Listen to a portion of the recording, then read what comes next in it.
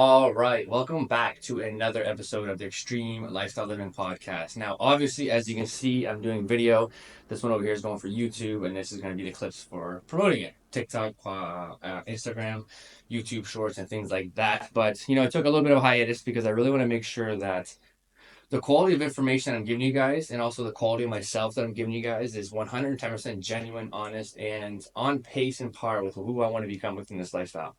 And the reason why I say it that way is because the main reason why I have the podcast and the main reason why I have this entire setup and I'm even doing it this way now is because I got in this space to be an authority from just who I am as a person. I'm grateful enough to be gone through enough life experiences, get enough education certificates and things like that to put myself in a pedestal to be an authority within the fitness community, within the mental health community, things like that. And I think the biggest thing for me personally is just taking pride on just using as much of my own personal experiences as I can to relay information to other people through an impactful source. And especially with social media being where it's at, we got videos for everything nowadays that I think it's just unreal with how much impact we all have access to.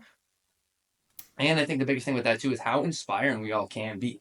So today's topic, what I want to talk about is your physical health and how much well-being that has to do with your mental health, And I think something that like of this topic of, going to the gym and moving your body, all these different things, we all have this ideology as to like what it should look like in our life. We all have this expectation that whatever it may be, maybe it's a sports background, maybe it's something like, a pigment of your imagination from like a movie you've watched, but all of us struggle with prioritizing our movement and really understanding where it should be at in terms of our goals and things like that. It's easy to say if you're going to the gym 10 times out of 10 times out of not like 10 times out of 10 every single day to the gym, it's very easy to say like, obviously you prioritize your movements, you're seeing success and things like that. But I feel like, everyone always looks at the role of their physical health with an image, the role of their physical health with how they should feel and all these different things. And I'm not discrediting those goals of physical health, but I think the biggest thing with physical health in relation to mental health is movement is medicine. And it's not about going to the gym and crushing the weights and hitting PRs. It's not about powerlifting. It's not about bodybuilding. It's not about sports. At the end of the day, those are just compartments of physical movement. Those are just avenues of movement that we all are privy to have access to within a degree. I've never played sports, so I don't look at sports the same way other people do. Like a lot of people go crazy over football Sundays, they kick off on Thursdays. My girlfriend Emma, she's crazy about sports and stuff too. I have a ton of clients that love sports, and I couldn't give any more or less of a fuck about sports, to be honest. I cared about movements in a certain in the realm of aesthetics, looking good, feeling good in that realm. But then I had to learn backwards again that the gym wasn't always everything we needed to focus on. The biggest thing that the movement does for all of us, it just gives us mental clarity. It lets our body gets rid of all of that animosity it carries with us all day.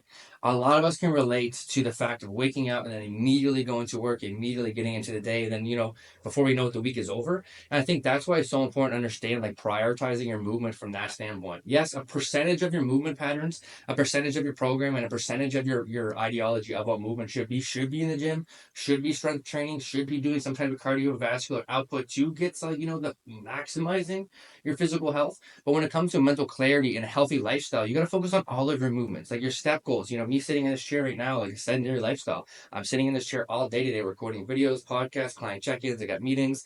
Like, I got to prioritize my movement outside of sitting down all day. And it has nothing to relate to the gym, hitting weights, powerlifting, things like this. So I think the biggest thing when it comes to your physical well-being and giving that mental clarity is having that relationship with it, knowing that it's a movement, not just working out.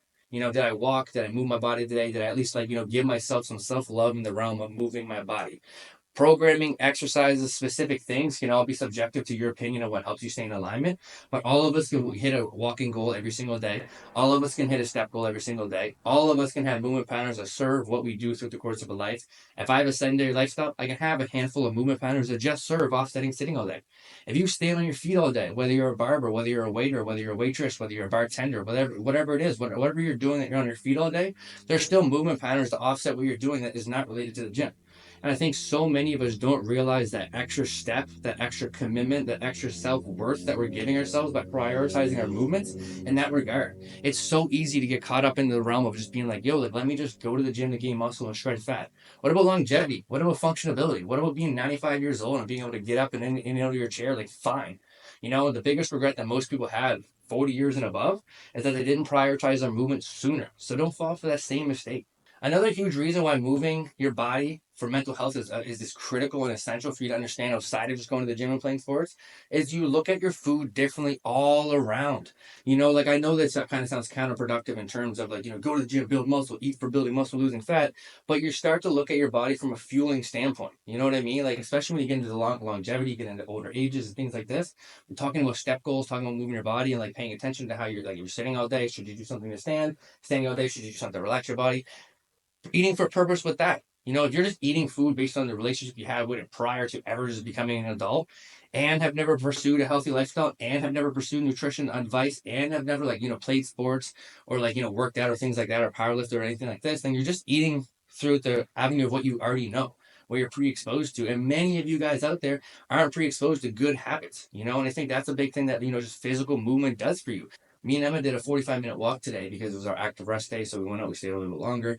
And when I got home, I was starving, like literally starving. And I used to have a horrible relationship with food, still struggle with binging every now and then. I think the biggest thing that, the role of physical wellness had in my mental clarity is that it gave my relationship with food so much more purpose. Of course, I still want to eat some of the shittier foods and have some of those foods that, make me want to indulge and kind of definitely have them when I should. But I now have a balanced relationship with it, understanding I have output that'll compensate for some of my input, versus just being like, oh no, I'm in the mental despair all the time. Like, why do I never feel good? It's probably because you're not even look at your food for any type of purpose.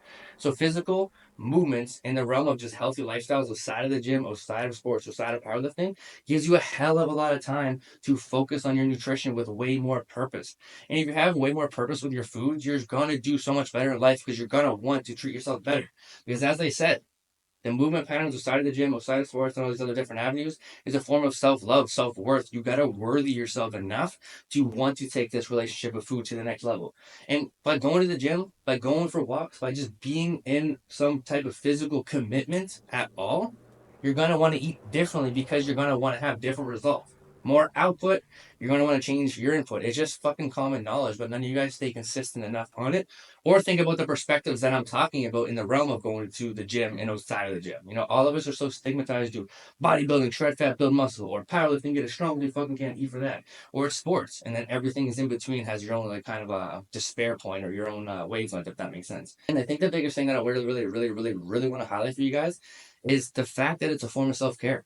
It's a fact that it's a form of self love. And I didn't even begin to get into the conversation about how daily movement patterns really offset just day to day aches and pains, day to day discomforts, helps your body and blood flow move. So there's so much benefits to it that I could go on a rant for fucking ever. But the two biggest things I want to highlight was like the movement patterns outside of the gym that have purpose for your longevity and health. And then the second thing is a relationship with food and just how much more mentally clear it gives you. Because again, mental clarity is every single one of us want it. Whether you're going to the gym, whether you're working on your healthy lifestyle, mental clarity is the only reason why any of us are still alive. The only reason why a lot of us struggle with depression, tons of anxiety, suicide tendencies and all these things is because we don't have mental clarity. Up here is fucking chaotic as shit. So with these little bit of avenues of understanding that just moving your body and committing to it in some fashion is a form of self-love and self-respect and self-care, I think it'll absolutely change your guys' lives. And I think the reason why I'm hitting it so hard is because, like I said, I grew up never playing sports. I grew up never giving or having anybody like, yo, you should do this for this. I was in a car accident and I fell in love with the gym before that. So before getting in the car accident, I went to the gym because I made me feel good and I knew I could look better. But then after the car accident, I really realized that that kept me out of pain. There was never a day after the car accident I never went to the gym based on the fact that I knew it would help me get pain free that much more. You know what I mean? So it's like when you develop this relationship with yourself, knowing that physical movement is a form of confidence, self grace, self compassion, self care, you're going to be able to take your level from here and to really, really thrive up here. And that's just what I want you guys to understand. Because some of you guys are like either not committing to it to the way you should because of your perspectives, thinking you're not doing enough, or a lot of you guys are putting a lot of fucking work in and just not giving you guys yourself the grace or the self love, the respect you guys deserve. Many of my clients, you're in that boat. Many of you guys show up 4, 5, 6 times a fucking week. And you guys can all attest about how in our check-ins we talk about relationship with yourself. Relationship with yourself. Give yourself the praise. And as that compounds over time, how much confidence it gives in your life, how much mental clarity that gives in your life. And it's all stemmed from committing to the movement goals and then changing your perspectives as to the commitment to it to make sure you never fucking lose it. But that's it. That's all for today's episode. I really want to jump on here and just talk about the role of physical wellness with mental clarity because I think the biggest thing for me is that if it was not the gym, I would not be here. If it was not for the gym, I would not be here live sitting here doing this podcast right now. And I know a lot of you guys can relate to that for have the mental confidence that gym has given you, and then also the many other benefits that we talk about it as well. But like I said, that is it. That is all. I appreciate you guys all. I hope you guys have the absolute best motherfucking week of your guys' lives. And don't forget to show the fuck up. Let's get it.